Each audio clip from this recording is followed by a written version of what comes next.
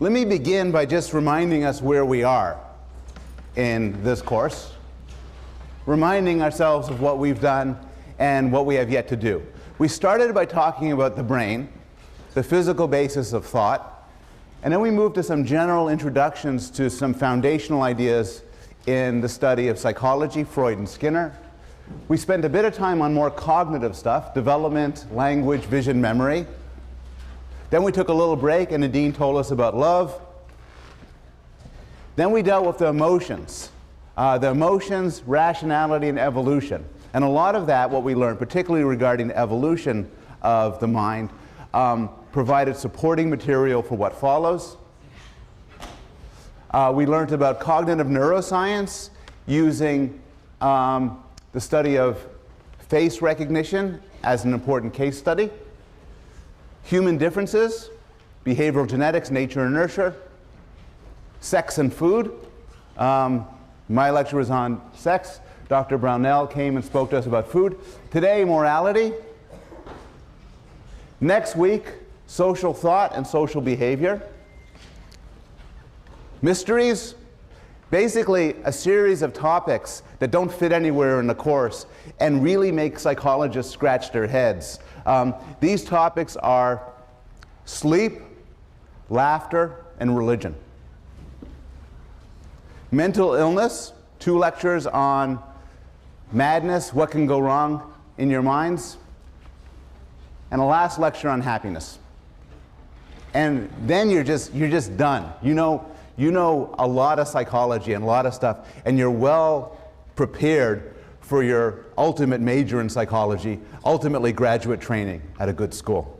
How many people here are either psych majors or expect to become psych majors?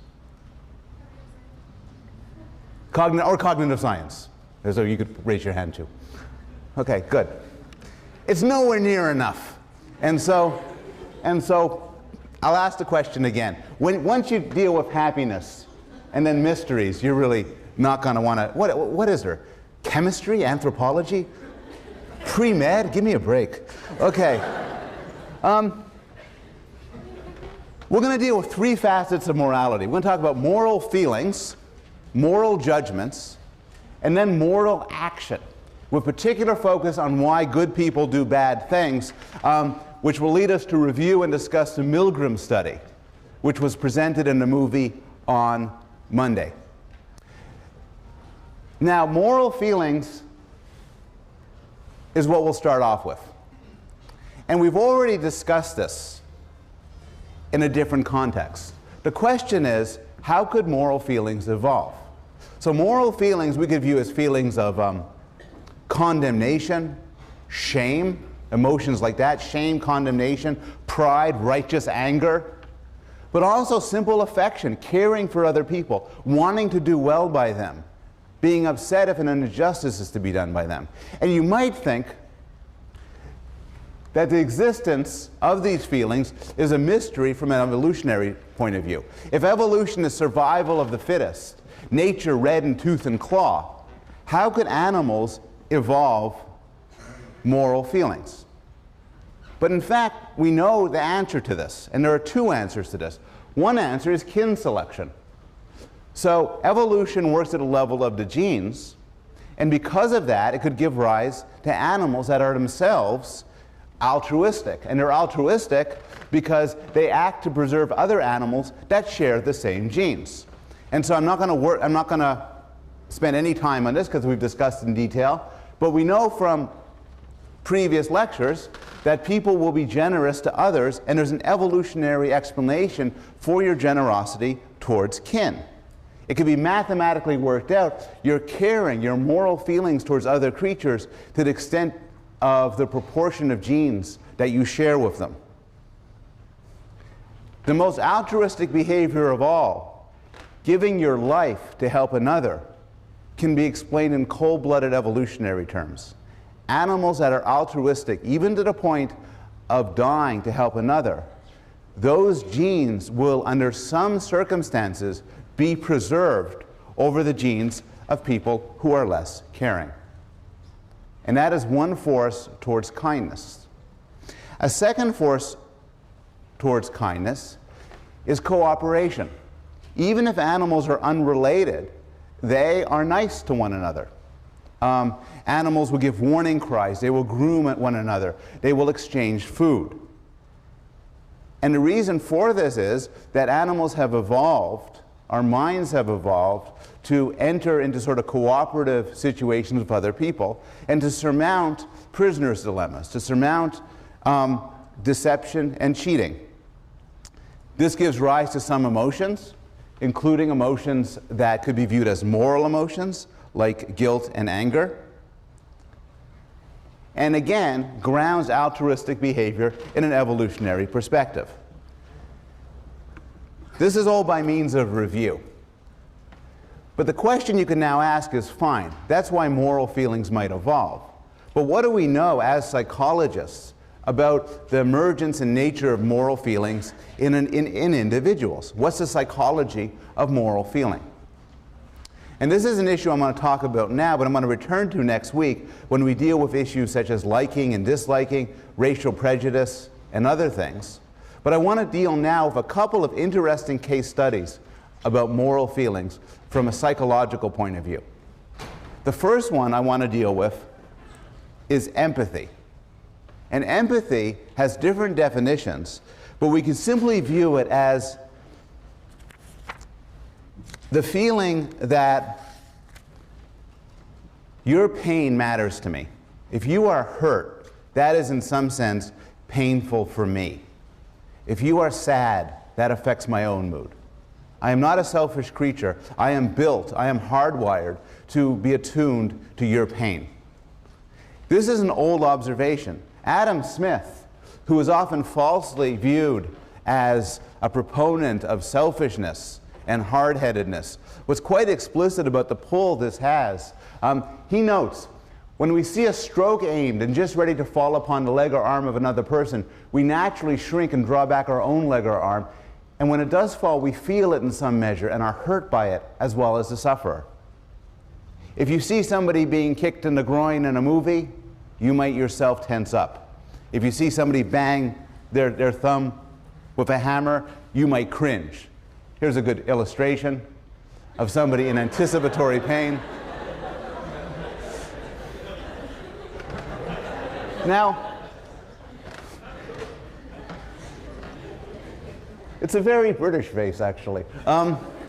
Now, we know certain things about this empathy, some which might be surprising.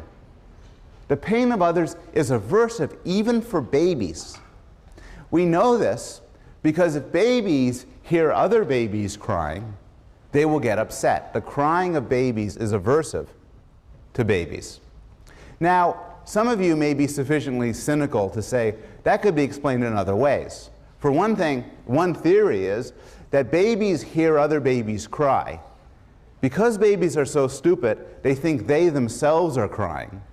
If they're crying, they must be in some sort of pain, so they cry some more. But clever psychologists have ruled this out. What they did was a study where they exposed babies to tape-recorded sounds of other babies crying and tape-recorded sounds of themselves crying. Babies cry more to this pain of other babies than they do to their own pain, suggesting that their response is to some extent a response to the otherness of the characters. We know pain of others is aversive for chimpanzees. And we know this in certain ways, but we know this in particular from a series of studies that would be unethical if they were to be done today. In these studies, they put a chimpanzee in a room, and there's a lever. And when the chimpanzee slaps the lever, it gets some food. Trivial, smart animal, piece of cake. But the room has a window leading to another room. And in the other room, another chimpanzee is placed. This second chimpanzee is not a relative of the first chimpanzee, and they've never seen each other before. Now when the first chimpanzee hits the lever, the second chimpanzee gets a painful electric shock, putting the first chimpanzee in a horrible dilemma. In order to feed himself, he has to torture another animal. Chimpanzees do not starve themselves to death. It's very unlikely any of you would either. but they go a long time without food, suggesting they do not want to cause this other chimpanzee pain. It only works within species. So in another experiment, they put a rabbit in the other room, and the chimpanzee would slap the lever repeatedly to make the rabbit scream in pain and jump. Now, we've known for a long time that empathetic feeling is not logically linked to morality. This is a point made by Aristotle. I could see you writhing in pain. That could cause me pain. But it doesn't mean I'm going to be nice to you. I could run away from you. I could turn my head. Or I could blame you for causing me this misery. But it does happen that that this sort of empathy does lead to moral concern and action. If we do an experiment and we induce you to feel empathetic to somebody, we get you to feel what they're feeling, you're more likely to be nice to them. And people differ in the extent to which they feel empathy. People differ to the extent it will hurt them to watch me slam my thumb with a hammer. If you are high empathy, you're more likely to be a nice person than if you're low empathy, suggesting there's some connection between empathetic feeling and liking. Now, empathetic feeling, like any other human capacity, differs across people. Some of us have a lot of it, some of us don't have much of it. There's some reason to believe that in a population known as psychopaths, a population we'll return to later on when we discuss mental illness, this sort of instinctive empathy is broken. And the pain of others just doesn't bother them very much. I have some illustrative quotes here. In Damon's book, a wonderful book on psychopathy, he talks about a 13-year-old mugger who specialized in mugging blind people. And when asked about the pain he caused his victims, he responded, "What do I care? I'm not her." Which is logically correct, but in a sense inhuman. The fact that it's another person should make you care. The serial killer Gary Gilmore basically said the pain of others gratified him and caused him no unhappiness at all. I was always capable of murder. I can become totally devoid of feelings of others, unemotional. I know I'm doing something grossly, and here there's a very bad word, wrong. I can still go ahead and do it. And Ted Bundy, when interviewed, at one point said he was astonished that people made such a fuss about all of his murders. Because he said, I mean, there are so many people. And if any of you here are nodding in agreement at these sentiments, that's not such a good sign. These are particularly callous and cold-blooded statements, suggesting that this instinctive empathy, this aspect of moral thought, is present in most of us, but not in all of us. The second case study of moral feeling is in-group and out-group. In our affections, in our caring, who we like, who we feel close to, whose pain bothers us, we are not indiscriminate. I care a lot more about my children than I do about my friends. And I care more about my friends than I care about strangers. We're all like that. We also favor our group over others. In every possible way. You are a member of many groups. You are men, you are women, you're Yale students, you're young, you're white, you're black, you're Asian. You're a member of these groups, and as we will discuss repeatedly when we talk about social cognition and social behavior, this membership matters a lot to you. What's particularly interesting is even groups that are formed, that you're not born with, that are formed on the fly, exert a huge amount of control over your moral feelings and moral attitudes. And the best example of this is discussed in detail in the textbook, and this is the Robbers Cave study. And this Robbers Cave study serves as a nice illustration of morality in everyday life. The study was 11 and 12-year-old boys at a camping program. These were well-adjusted, pretty rich kids, racially homogeneous, and they were put into separate cabins, and the cabins were given leaders, and they gave themselves names. Being unimaginative boys, they call themselves the Eaglers and the Rattlers. But as what happened was, being separated, they developed distinctive cultures. And when these groups were set in competition against each other, the eagles versus the rattlers, the within-group intensity grew. Eagles began to care a lot more about other eagles than about anybody else. So there's within-group solidarity, and then there were negative stereotypes.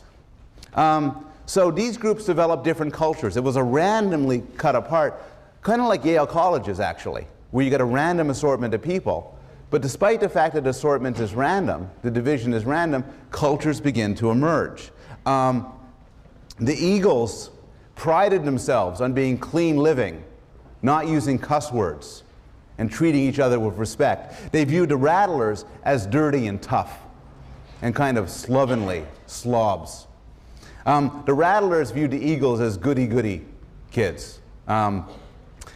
It's cruel. Finally, it all devolved into hostilities, raids, and violence. The eagles burnt a rattler's banner. Cuss words were occasionally used. And so Sharif, the psychologist designing all of this, went, you know, excellent. And then the problem, he then says, now we've created two different warring cultures. That was fun. What do we do to make them friends again? And then we figured how to, now we've done that, and this will solve all sorts of problems.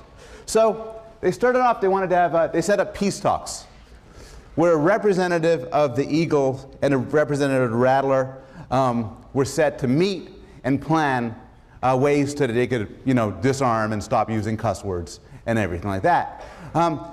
This failed. The kids who engaged in the peace talks were ostracized by their own groups as treasonous. That failed. They decided to set up individual competitions, like the Olympics, where people wouldn't compete as eagles or rattlers, but rather they would compete as individuals. That failed too. Like the Olympics, the teams took they took their individual accomplishments as reflecting on the group, and it devolved into eagles versus the rattlers. They shared meals, which turned into food fights and more cuss words. They shared movies, more fights, more cuss words. They shared fun with firecrackers, which was a disastrous thing, which nearly brought the experiment to an end. They brought in a religious figure to give them sermons on brotherly love. The sermons were entirely unsuccessful. What's interesting is they took them to heart. These were good kids. They were respectful of religious authority. But the lessons they took from them is, I should learn to love my neighbor. If I'm a rattler, I should learn to love my fellow rattler and appreciate him as a fellow rattler, as a person. I love him. It's love. Not like those scummy eagles. They all failed. Here's what worked. Sharif told the kids, all of the kids, that the water line to the camp was cut. And they all had to defend the camp. What this did was, it established a superordinate goal. That is a goal that everybody shared. And perhaps more important, a common enemy. This is where the solution, by the way, to bringing together, and you could write this down, to bringing together all the warring countries and religions of this planet is an alien attack. By the logic of the Sharif, it will bring us all together as a group. A different question is, in that experiment, the groupiness was established in a very powerful way. They lived separately, they interacted with each other, they had their own names. The psychologist Tajfel, after World War II, was interested in the question of what could make a group. In other words, what do I have to do to you to put you in a different group from him? What do I have to do to this class, this side of the class, to put you in a different group from this side and different from that side? And what would I have to do for those groups to matter Such that, for instance, if I separate you in one group and you're another group, and I give you $100, will you give the money more to him or to him? Will you give it more to your own group or to another group? And what he found was, you don't need much. In one experiment, he showed people pictures of modern art. And based on their responses, he described them as Klee lovers or Kandinsky lovers. Now this was all made up. They were just random assignments. But the Klee lovers viewed themselves as more similar to other Klee lovers. They thought the Klee lovers tended to be smarter than the Kandinsky lovers, and the Klee lovers would devote more resources to themselves than to others. This is why it's called minimal groups. You don't need much to make you into a group. And in fact, later experiments just flipped a coin. So the experiment goes like this. I ask everybody in this class to take out a coin. You all flip it. Everyone who's heads, you're one group. Everyone who's tails, you're the other group. Then I ask people in the heads group, which group do you put yourself aside? Which group on average do you think is smarter? You say, well, you know, kind of works out that the heads group is kind of really smart. Heads, you know, smart. Which group? Here's some money. You have to distribute it. You're more likely, it's a subtle effect when you make the group so minimal, but you're more likely to give it to your own group than to others. And this suggests that moral feelings are exquisitely attuned, not necessarily only to individuals, but also to the psychology of groups. Any questions at this point about moral feelings?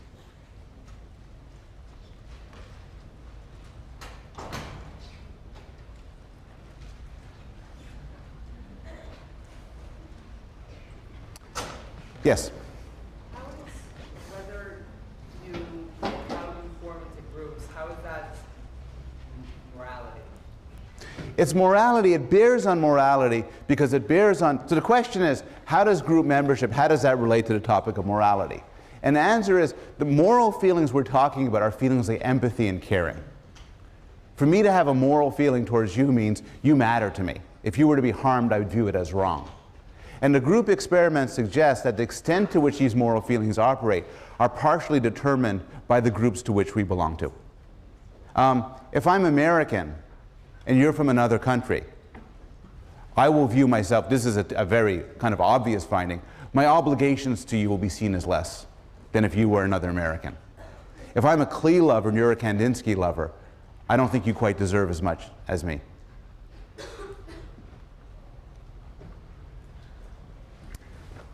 Moral judgment is an area that is tremendously exciting, and there's a lot of recent research on this. By moral judgment, I mean not empathetic feelings, not feelings of caring and love or approval and disapproval. Sorry, not feelings of caring and love and empathy, but notions like something is good or bad, something like something is fair or unfair. So, there are three hallmarks for moral judgments. So suppose I say, I don't like strawberry ice cream.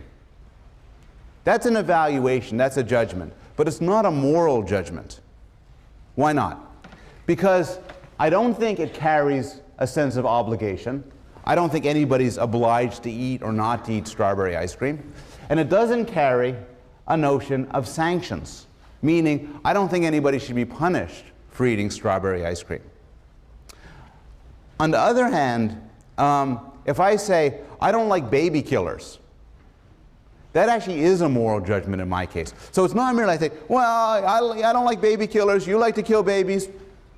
I actually think we are obliged not to kill babies. If you disagree with me, you're wrong, and you should stop killing those babies.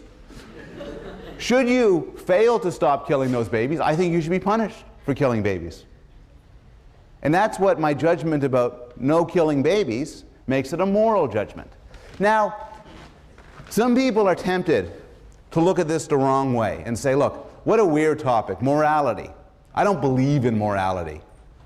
I believe in Nietzsche. I don't believe in morality. I don't believe in ethics. But I don't believe you if you were to say that. Because morality isn't, morality as we talk about it in this context isn't just regarding your position on big questions, like political issues, or big moral questions like abortion or capital punishment. Rather, some sort of moral judgment happens all the time, often unconsciously. So as you live your life, you have to answer questions like, what should you eat? Any moral vegetarians here? I'm just raising my hand to encourage people.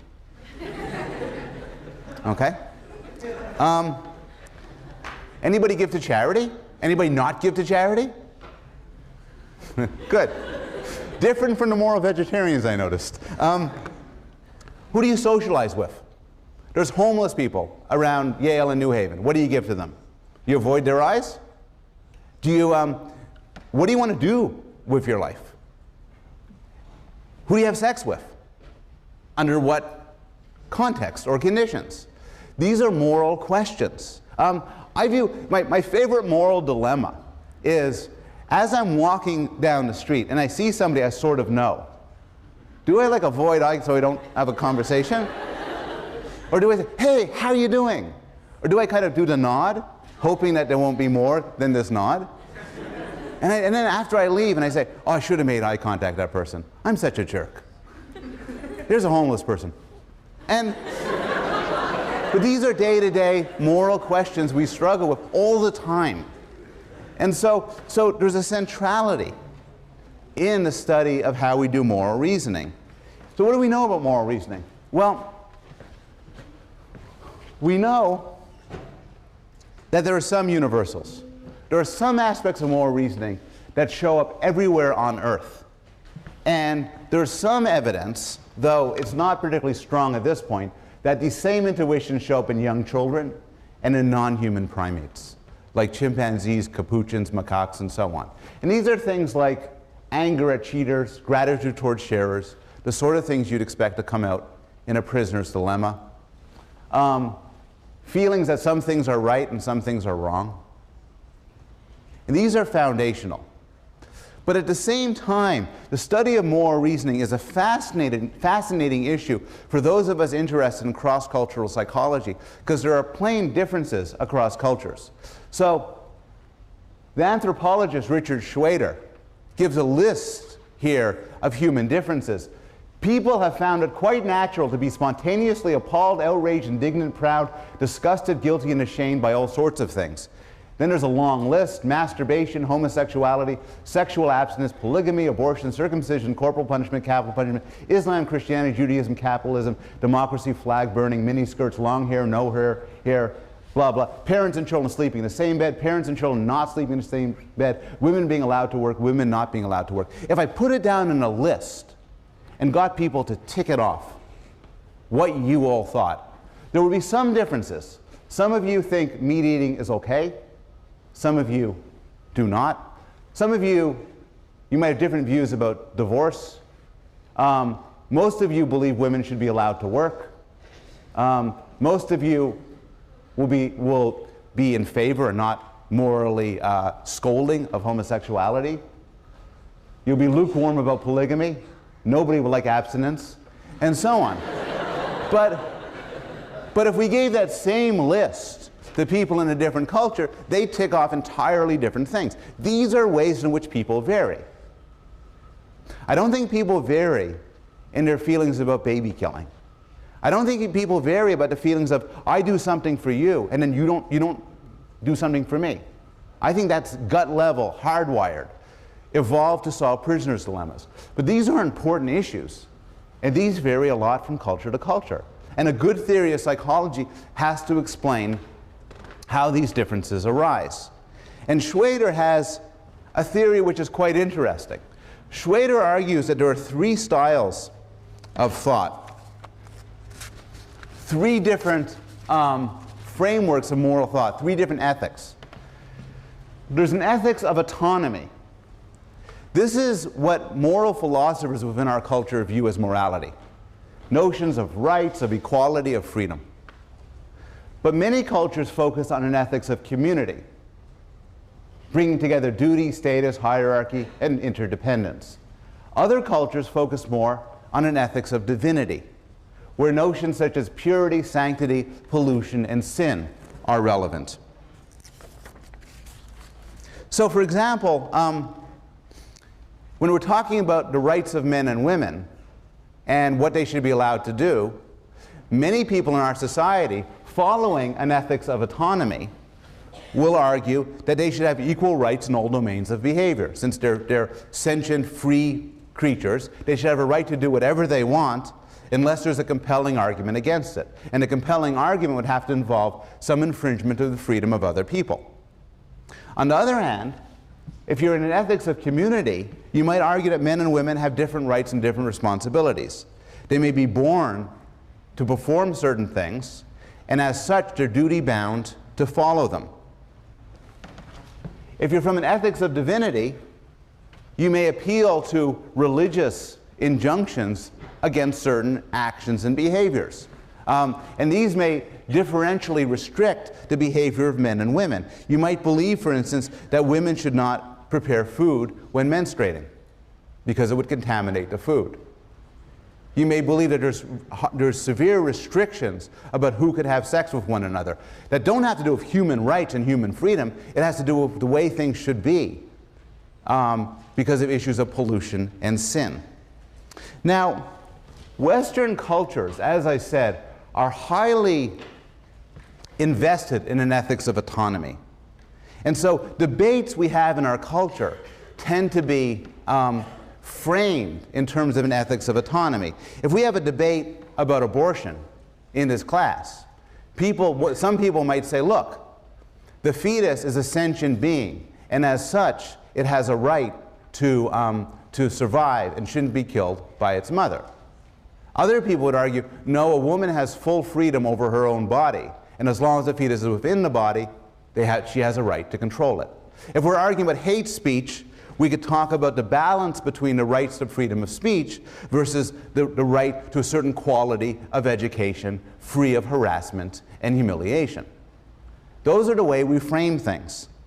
But one of the more interesting discoveries in this field is that although people think that they're governed by the ethics of autonomy, even people within our culture, even highly educated people within our culture, even people like you, show moral judgments that are not quite as simple. So this is the work of Jonathan Haidt at University of Virginia. And Haidt finds if you ask people, they believe in our culture that they hold to an ethics of autonomy. If it doesn't harm anyone, it's okay. So if I was to ask you your attitudes about sex, most of you, not all of you, come from different cultures, you have different attitudes, but most of you would say sex between consenting adults is okay as long as nobody gets hurt. As long as nobody gets hurt, people's rights are respected. So gay marriage, for instance, or gay sex would be okay with you because it is nobody is harmed and these are consenting adults. Haidt points out that there are certain problems with this argument, and he illustrates these problems with stories like this. Julie and Mark are brother and sister. They are traveling together in France on summer vacation from college. One night they are staying alone in a cabin near the beach. They decide it would be interesting and fun if they tried making love. At the very least, it would be a new experience for each of them. Julie was already taking birth control pills, but Mark uses a condom too, just to be safe. They both enjoy making love, but they decide not to do it again. They keep that night a special secret, which makes them feel even closer to each other. What do you think about that? Was it okay for them to make love? Who says yes? Good. I know some people say yes, shoot their hands, and they look around in astonishment that no one else is with them. Who says no? Hey, who's not sure? You're not sure. That's the weirdest of all. Haidt finds that the distribution, even among this, if you look, if you go home and you ask your parents, you say, ooh, what are you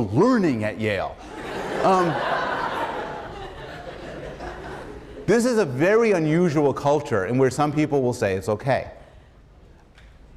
What Haidt finds is most people say it doesn't, and then he simply asks them, being a good psychologist, okay, what's wrong with it? And this is the brother-sister case. And the responses are interesting. Because people view themselves as committed to an ethics of autonomy, they can't just say it's disgusting. So they exhibit what Haidt describes as moral dumbfounding, meaning that they struggle to find an explanation. They say, it's terrible because they'll have a kid, and the kid will grow up freaky. And then the experimenter, it's an interview situation, says, well, no, remember, they're both using a lot of birth control. Maybe she's underage. No, not underage. And finally, it's just wrong. Similarly, another one of his scenarios,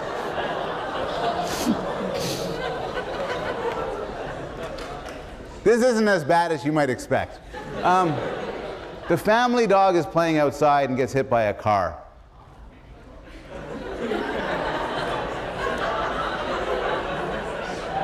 They bring it in, and they say, oh, Fido's dead, Fido's dead. But what's for dinner? So they cook it and eat it. Who says it's okay? Good. Who says it's not okay? Okay. Then they notice that their toilet is kind of dirty. But whoa, there's an American flag.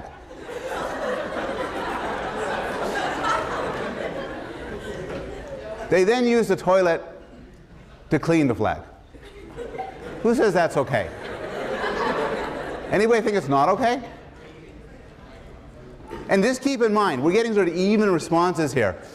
On all of these, the majority of people who are not college students in elite universities say, oh, that's so wrong. Finally, there's this one, and this one really is as bad as one might expect. The guy's lonely, so he purchases a frozen chicken from the supermarket, brings it home, and has relations with it. Then he cooks it and eats it. Look, this is a scientific paper in Psych Review. Okay? Who says that's okay? Good. And I notice there's consistency among people. The people who think it's okay have every right to say that they believe, if they really sincerely believe it's okay, they are committed to an ethics of autonomy. Those of you who think it's not okay, none of these, should ask yourself why. And should then scrutinize your reasons. People are very smart, and they could easily present reasons why. They could say, oh, disease. But these reasons tend not to be sincere. If you take away the considerations, the reaction stays. And these are then interesting case studies of how our moral judgment is governed by factors that we might not be conscious of. Our moral intuitions can surprise us.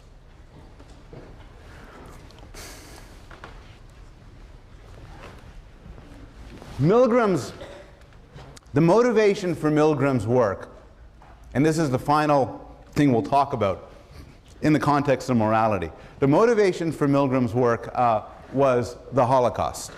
And he was interested in exploring why such a thing could happen.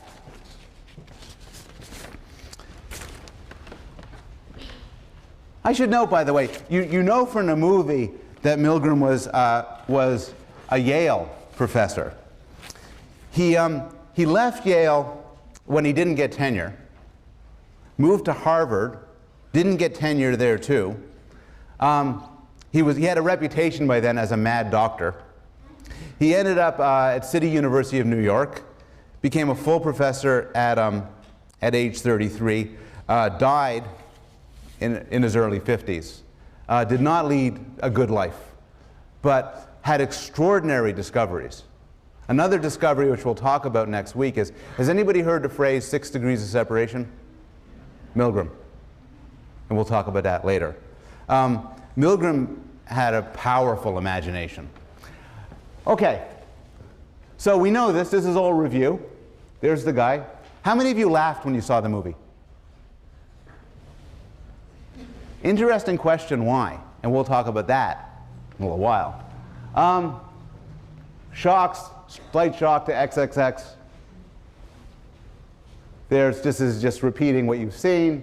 The learner protests as he's being shocked more and more, but the experimenter continues to request obedience. For those of you who haven't seen the movie, again, the setup is someone is a subject. They don't know, they think that they're teaching somebody in a memory game, but actually the person who is being shocked is a Confederate who is trained to react in certain ways as he's being increasingly shocked. And the finding is that the majority of people will deliver fatal shocks to this person who they had never met based on the instructions of another person. Now, there's some immediate bad explanations for this. One explanation is these are really strange people. These are a normal group of psychopaths. But we know that's not true. It's been replicated with many subjects. There's no reason to believe that the subjects in Milgram's original study were in any way unusual. It's also a misreading to say that people are in general sadistic. You remember from the movie, nobody got pleasure from giving the shocks. They felt acutely uncomfortable, embarrassed, conflicted, under a huge amount of stress. They weren't liking doing this. There were follow-up studies. This is the original study. If you take it away from Yale, some of the authority goes away, and similarly, the extent to which there are fatal shocks goes down. If the teacher is with the learner, next to him, it goes down. If you have to put the guy's hand on it, you're less likely to kill him. If the experimenter gives you instructions by phone, you're less likely to do it. If an ordinary man, not the guy in a white lab coat, but an ordinary guy says, hey, keep shocking him, that's okay, you're less likely to do it. And if there's a rebellion, if somebody else rebels and says, I won't do it, you're much more likely not to do it yourself. There are some, oh, sorry. Yeah, and if you could get to choose your own shock level, you could keep, then very, very few people go all the way. So these are an important list of factors as to the factors that can make somebody less likely to bring it up to the killing level. And as a result, we can look at those factors and think about what is the perfect situation for making somebody do something like this, and the perfect situation not to. Some more serious critiques of Milgram. Milgram's experiment is why we have human subjects committees. This is a terribly stressful experiment to do to people. And as I say now, but a lot of studies I describe in this class, it would not today be done. People did say they were happy to have participated, and only 2% said that they were sorry. But still serious damage could have been done, and perhaps was done. These people left the lab having learnt about themselves that they'll kill another person if someone tells them to. And as psychologists, I don't think we have any right to do that to people. I think people can learn these things about themselves. We have no right to put you in a circumstance where you believe you killed somebody and then tell you it was just pretend. We just made you kill somebody. And that's a serious ethical criticism. Historians and sociologists have brought things back to the questions that Milgram was interested in, and argued, and this is controversial, the extent to which obedience really is a good model for acts of genocide. So just to take one example among many, Goldhagen argued that the participants in Nazi Germany and in the Holocaust were actually not people who were obediently following orders, but rather were enthusiastic people who volunteered to do it. Still, Milgram's work is interesting for many reasons, in large part because he provides an illustration of the perfect situation for getting somebody to do a terrible thing. And a perfect situation has certain ingredients. It includes authority, in this case the authority of Yale, and the authority of science. This is an experiment, it must go on. The notion of a self-assured experimenter. The results would be very different if the experimenter himself seemed nervous, unwilling to proceed, confused. But he was confident, and he kept saying that he will take responsibility. There was distance between a learner and an experimenter. Recall, you get less of an effect if you have to touch the guy. But distance makes it easier for you to kill him. And finally, there's a new situation and no model of how to behave. One of the reasons why the Milgram experiment is so nice to know is that if this ever happens to you, not as an experiment but in real life, it will no longer be new to you. You'll know what sort of thing this is, and you'll be able to examine it in that light. I want to end this lecture summing up, drawing a lot upon Milgram and some other work, and talk first about two forces for evil, and then end by talking about two forces for good. The first force for evil is de-individuation of self. And what this means is, one reason why people are so bad in groups is because you could diffuse your responsibility. If I'm running through the street alone with a baseball bat smashing through windows, it's me, and I know it's me. If I'm with 20 other people, it's not me anymore. It's part of the group, and I don't feel as bad. Responsibility becomes diffuse. One of the powers of a group, then, is it diminishes responsibility. You could diminish responsibility in other ways. Another way of diminishing responsibility is you could accept orders. It's not me, I'm just an instrument of somebody else telling me what to do. And yet another way of diminishing responsibility is anonymity. Here's a question. In so many violent acts, and so many people go to war, what they do is they paint their faces, or they put on masks. Why? Well, there's anonymity from others. If I'm wearing a mask as I do my terrible stuff, nobody will know it's me. But there's also a psychologically liberating effect. If I'm anonymous, it's not me, and I could do terrible things without feeling the same moral responsibility. This analysis has explained why people don't always help others in need. If there's a group, responsibility to help decreases. And this is captured in different ways, but the main idea is we all think someone else will help, so we don't. There's a diffusion. This just summarizes some studies, some famous studies supporting this. And the classic example, which is discussed in detail in the textbook, is the Kitty Genovese case, where somebody was murdered in the common lot that apartment buildings surrounded, while dozens of people watched. Dozens of good, normal people watched and did nothing.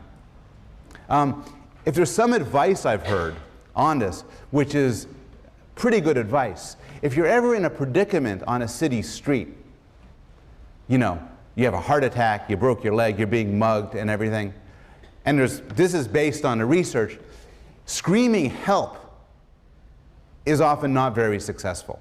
Because if I'm with 10 people and there's somebody screaming help, I look up to the other 9 people. They're not doing anything. They're looking at me. I'm not doing anything. We keep walking. What is useful is point to somebody and say, you in the green sweater, call the police.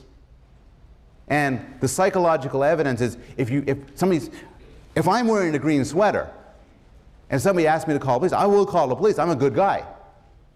I wouldn't sit aside when somebody's being harmed. On the other hand, if somebody says, somebody call the police, well, I got things to do. And so the fusion of responsibility explains both when we're willing to do terrible things and also when we're willing to help people who are in trouble. Denigration of others. There's a lot of ways to make other people matter less. So this is the flip side. The way to do terrible things, one way to do terrible things is to lose yourself, so you're not an individual anymore. But another way to do terrible things is so that the person you're doing it to isn't an individual. How do you do that? Well, you have psychological distance or physical distance. I'm more likely to kill you if you're very far away than if you're close. I could describe you and start to think about you, not as a person. And language can be used for this. Instead of people, you could use terms like cargo. Instead of murder, extermination. Humor is very powerful in denigrating and demoting people. When you start laughing at somebody, you think of them as less of a person. And we'll get to that a little bit more when we talk about laughter. You could take away their names. One of the more interesting things in the United Nations Declaration of Human Rights is a very interesting right. It says every person has a right to a name. And you might think, what a strange right. But there's a cleverness to it. When you take away somebody's name, they matter less. People have names. People have distinct individual names that mark them as people. And once you know somebody's name, you're less likely to do bad things to them. And another option, which I'm interested in from the standpoint of my own research, is you could see them as disgusting. Disgust is what Paul Rozin has called the body and soul emotion. And we know certain things about disgust. It is a human universal. It is a basic emotion with a characteristic facial expression. Remember Paul Ekman's work on the basic emotions, the universals of emotional expression? Disgust is one of them. And it is universally elicited by certain things like this list. Wherever you go, feces, urine, blood, vomit, rotten flesh, and most meat will be disgusting. Now, if that was all we had to say about disgust, it wouldn't affect morality very much. But we know that people can be seen as disgusting. And Charles Darwin, actually, who was an astute observer of human behavior, tells a nice story that illustrates this, how a native touched with his finger some cold preserved meat and plainly showed disgust at its softness, whilst I felt utter disgust at my food being touched by a naked savage, though his hands did not appear dirty. People can be disgusting. And if people are seen as disgusting, they matter less. The philosopher and legal scholar Martha Nussbaum nicely summarizes this. Thus, throughout history, certain disgust properties have repeatedly and monotonously been associated with Jews, women, homosexuals, untouchables, lower class people. All of those are imagined as tainted by the dirt of the body. I won't read this, but this is a typical bit of Nazi propaganda. Any genocidal movement that has left behind a written record has been shown to use the mechanism of disgust to dehumanize people and make them easier to kill. I'll skip that. I want to end, though, on a positive note. And a positive note are forces for good. So forces for bad are to lose yourself as an individual, lose yourself in a crowd, lose yourself because there's some authority using you as an instrument, lose yourself because you're anonymous. Plus, treat others not as people, as numbers, as objects, as disgusting things. But there are some forces for good. These include contact and interdependence. What this can be viewed as an extended version of selfish gene theory, which is that to the extent you're interconnected with other people, you care about them more for purely selfish reasons. Robert Wright presented this in a very blunt way, but I think his quote is quite moving. One of the many reasons I don't want to bomb the Japanese is that they built my minivan. And the idea is he has economic codependence to these people. They're a different group. You might want to kill them under normal circumstances. But the interdependence gives rise to a moral connection. Thomas Friedman proposed the Golden Arches theory of human conflict, which said that no two countries which each have a McDonald's will ever go to war, because McDonald's forces global interdependence. This was falsified in the NATO bombing of, I think, Sarajevo. But still, his heart's in the right place. The idea is that interconnection makes you more likely to get along with other people. More generally, there's what's been called the contact hypothesis. So interdependence is one thing. But what's maybe more interesting is that simple contact with other people, particularly if you're of equal status, you have a common goal, and you have social support, makes you like people more. There are now dozens, probably hundreds of studies that show that people who would otherwise show animosity towards one another, like blacks and whites in the United States, like each other more if they're brought together. And there's a lot of social psychology research as to the conditions in which you have to bring them together. The Robbers Cave study talked about before is a nice example. It was not easy to bring them together, but when they had a common goal that brought them, that caused the interconnection, and then the contact led to moral feeling. The military is a superb example. The military in the United States was a situation which brought together people who wouldn't otherwise have any contact, and they liked each other. There's been study after study showing that people in the military who were otherwise, for instance, racist, after working with people of different races, liked them more, because you had all of the right ingredients. They worked together for a common goal. The military supported bringing these people together, and they were brought together on an equal and fair footing. There's, of course, a lot of debate about universities, like Yale, to the extent in which they promote interdependence. They promote positive contact between groups. And you could think of yourself as an exercise. If these are the conditions for contact, to what extent are they met in a university setting? Between, say, blacks and whites, people from the American South versus people from the American North, people from other countries versus people from the United States. And I know there's debate on campus about the extent to which there's segregation within the Yale community. And you could ask yourself about the extent of that segregation and how that reflects what role that should play with regard to the contact hypothesis.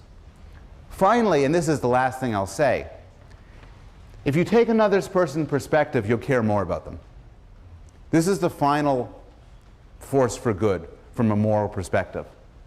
JFK, when making the plea for equal rights, didn't produce an abstract philosophical argument, but rather tried to invite his listeners, who were white, to engage in perspective taking.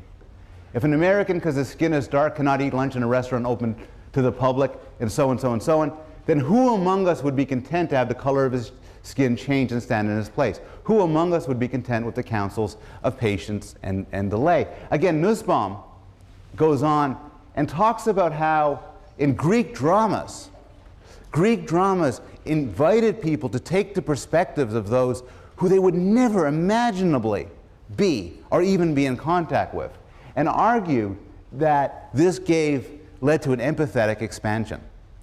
I think one of the greatest circles for moral good is storytelling, where you're invited to take the perspective of another and see the world as they do. Finally, there are direct ways. You can ask people, and this is a way which we talk to our children when we try to get our children to expand their moral concern of compassion. We say, try to see it from their point of view. How would you feel if? Then there's indirect ways. You can, for instance, use the power of metaphor. There could be familiar things that you are close to, and you could bring in together new things as falling under the rubric of these familiar things. So if I wanted to cause you to feel moral concern for a fetus, I would do well to describe it as a preborn child. If I wanted you to care about an animal, I would do well to describe it as if it were human. If I wanted to think about all of you and get you and establish more of a connection with you, I would not describe you as, you know, unrelated strangers. Rather, you are my brothers and my sisters. And of course, any political movement that tries to bring together people together uses a family metaphor. Finally, when Steven Spielberg tried to get us to entertain the notion that computers and robots are sentient moral beings, he did not show us one that looked like this. He showed us one that looked like that. Okay, the reading response for next week is a simple one. I know I've been giving difficult reading responses. This is simple. You could write it up very short, and that will be a passing grade if you just write up very short. You could also write it up a bit longer. Suppose the Milgram experiment had never been done, and it was being done for the first time here. What would you do? What do you think everyone else would do? Okay, I'll see you next week.